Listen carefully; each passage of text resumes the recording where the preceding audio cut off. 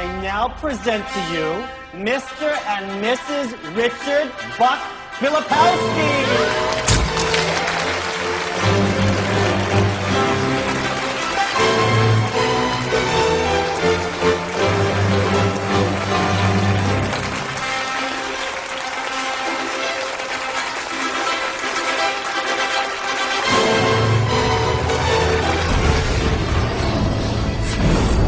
Brain, when it fires its thoughts, is likened unto the landscape of a thundercloud.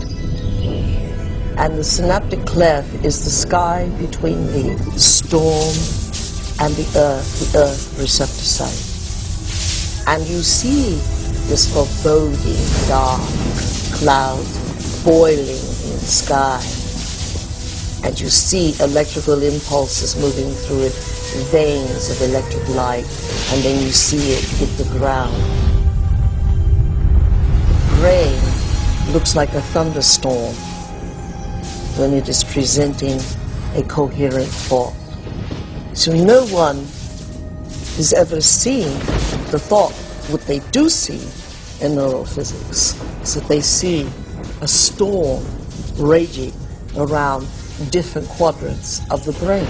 Those are areas that are mapped in the body and what the person must be responding to. A holographic image.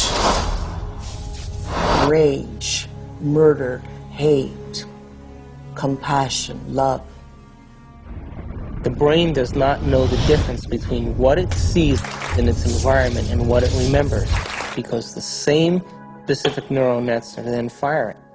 The brain is made up of tiny nerve cells called neurons. These neurons have tiny branches that reach out and connect to other neurons to form a neural net. Each place where they connect is integrated into a thought or a memory. Now, the brain builds up all its concepts by the law of associative memory. For example, ideas, thoughts, and feelings are all constructed and interconnected in this neural net, and all have a possible relationship with one another. The concept and the feeling of love, for instance, is stored in this vast neural net. But we build the concept of love from many other different ideas. Some people have love connected to disappointment. When they think about love, they experience the memory of pain, sorrow, anger, and even rage. Rage may be linked to hurt, which may be linked to a specific person, which then is connected back to love. We build up models of how we see the world outside of us. And the more information that we have, the more we refine our model one way or another. And what we ultimately do is tell ourselves a story about what the outside world is. Any information that we process, any information that we take in from the environment is always colored by the experiences that we've had and an emotional response that we're having to what we're bringing in. Who is in the driver's seat when we control our emotions or we respond to our emotions? We know physiologically that nerve cells that fire together wire together. If you practice something over and over again, those nerve cells have a long-term relationship. If you get angry on a daily basis, if you get frustrated on a daily basis, if you suffer on a daily basis, if you give reasons for the victimization in your life, you're rewiring and reintegrating that neural net on a daily basis, and that neural net now has a long-term relationship with all those other nerve cells called an identity. We also know that nerve cells that don't fire together no longer wire together. They lose their long-term relationship because every time we interrupt the thought process that produces a chemical response in the body, every time we interrupt it, those nerve cells that are connected to each other start breaking the long-term relationship. When we start interrupting and observing, not by stimulus and response and that automatic reaction, but by observing the effects it takes, then we are no longer the body, mind, conscious, emotional person that's responding to its environment as if it is automatic. Our mind literally creates our body. So it all starts in the cell. The cell is a protein-producing machine, but it gets its signal from the brain. One of the things about receptors is they change in their sensitivity. If a given receptor for a given drug or internal juice is being bombarded for a long time at a high intensity, it will literally shrink up. There will be less of them, or it will be hooked up in such a way that it is desensitized or downregulated. So the same amount of drug or internal juice will elicit a much smaller response.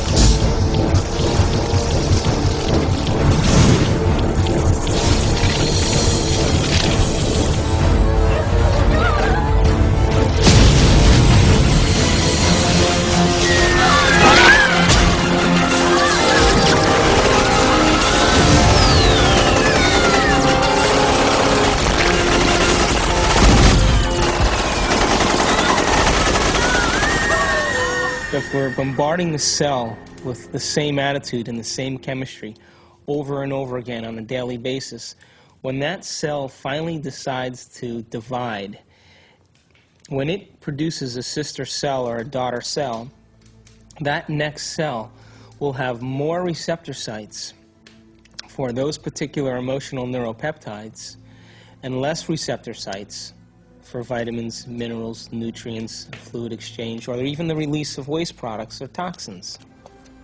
Now, all aging is a result of improper protein production. What happens when we age? Our skin loses elasticity. Well, elastin is a protein. What happens to our enzymes? We don't digest as well. What happens to our synovial fluid? Those are proteins. They become brittle and stiff. What happens to our bones? They become thin. So all aging is a result of improper protein production. So then the question arises, does it really matter what we eat? And does nutrition really have an effect if the cell doesn't even have the receptor sites after 20 years of emotional abuse to even receive or to let in the nutrients that are necessary for its health? Emotion is holographically imprinted chemicals. The most sophisticated pharmacy in the universe is in here. There's a part of the brain called the hypothalamus. And the hypothalamus is like a little mini factory, and it is a place that assembles certain chemicals that match certain emotions that we experience. Those particular chemicals are called peptides. They're small chain amino acid sequences. The body's basically a carbon unit that makes about 20 different amino acids all together to formulate its physical structure. The body is a protein-producing machine. In the hypothalamus, we take small chain proteins called peptides, and we assemble them into certain neuropeptides or neurohormones that match the emotional states that we experience on a daily basis. So there's chemicals for anger, and there's chemicals for sadness, and there's chemicals for victimization, there's chemicals for lust. There's a chemical that matches every emotional state that we experience. And the moment that we experience that emotional state in our body or in our brain, that hypothalamus will immediately assemble the peptide that then releases it through the pituitary into the bloodstream. The moment it makes it into the bloodstream, it finds its way to different centers or different parts of the body. Now, every single cell in the body has these receptors on the outside. And one cell can have thousands of receptors studding its surface, kind of opening up to the outside world.